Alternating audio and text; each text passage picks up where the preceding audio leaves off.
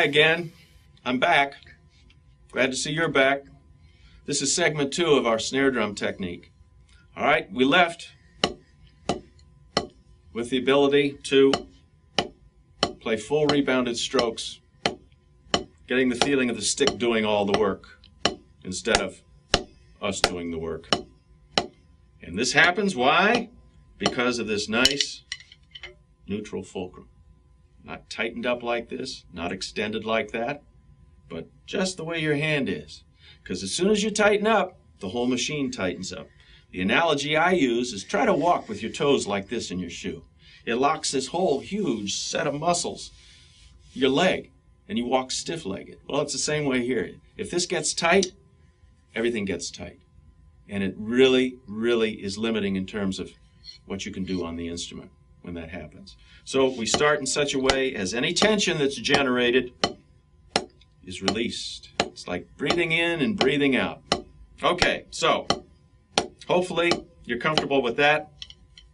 You traditional players, the same idea here.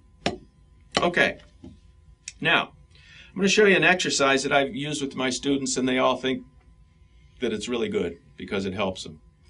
And it's called, it's sort of a Moeller stroke, but it's not a classic Moeller stroke. And I'll get a little academic here because I think you can take it. Classic Moeller taught a wind up as though you were throwing a ball. If you get some of Jim Chapin's videos, he demonstrates it. But when the stick hit, it was confined. It wasn't allowed to bounce. Okay, so what I've done is I've modified the Moeller a little bit so that it becomes an exercise where you control the stick not through the downbeat, but through the upbeat, through the rebound. All right? Now, again, this looks easy. As we talked in previous segments about the brushes, which I hope you had a chance to look at, we talked about how something that somebody can already do always looks easy. So this may look easy to you, and then the first time you try it, it's going to tie you in knots. Good. It's new. That's the purpose of finding new things, because when you master it, which you will, it will open up all sorts of doors for you technically. So here's what I'm going to do. I'm going to turn my trusty metronome on. If you don't practice with a metronome, you're really harming yourself when you do this sort of thing, because it's imperative to play these exercises in time, because if they're played in time here, they're going to be played in time on the drum set. Now, our exercise is this. I'm going to do each hand separately. Is that we've got quarter notes over here at 60. And what we're going to do is we're going to take a double, 2 rights, and they're going to be played with a Moeller stroke. And the Moeller stroke consists of this. 1 and 2, 1 and 2. Now, if I do classic Moeller, I trap the stick after it hits so that it doesn't rebound. But what I'm going to do here is I'm going to go 1 and 2 and. I'm going to let the stick bounce and catch it on the subdivision of the quarter note, the 8th note.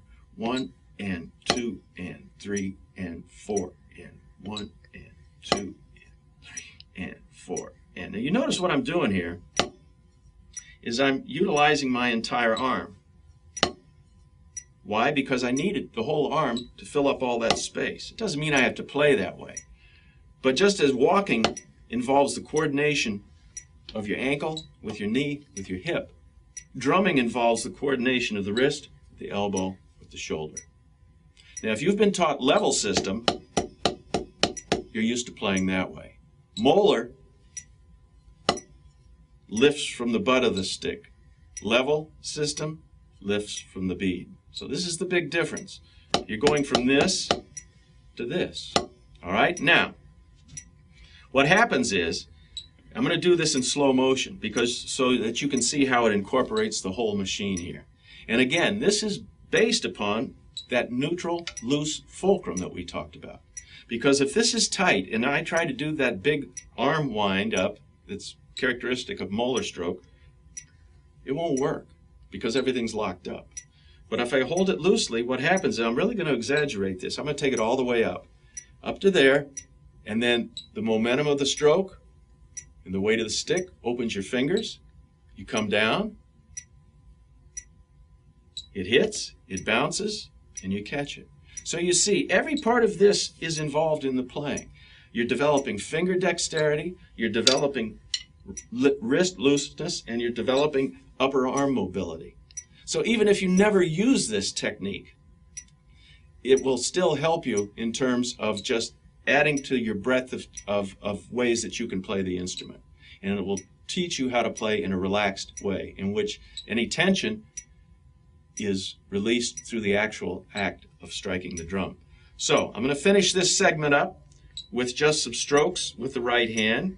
3, 4, and 1, and 2, and 3, and 4, and 1, and 2, and 3, 4, and 1, and 2, and notice I use a stroke that fills all the space. If I use too big, 1, it sounds like that. If I use too little, it sounds like that.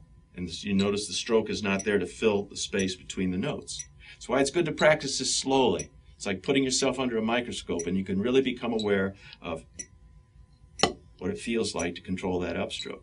And we know that this comes from our first exercise. So if you can't do the first exercise in the first segment, don't try to do this until you've got the fulcrum happening. So, and 2, and 3, and 4, and 1, and. At no time do I have to tighten my muscles like this to control that stick. Everything is done through the upstroke. I'm learning to control through the upstroke, not just the downstroke. So that's the right hand. Practice that and get comfortable with it. Make sure you use a metronome. I'm doing this at 60. A wise man, a wise woman will do it at 50. And even wiser will do it at 40. And really have to learn to exaggerate the motion and get comfortable with it. Okay, so practice what we went over in segment 2 with the rebound stroke.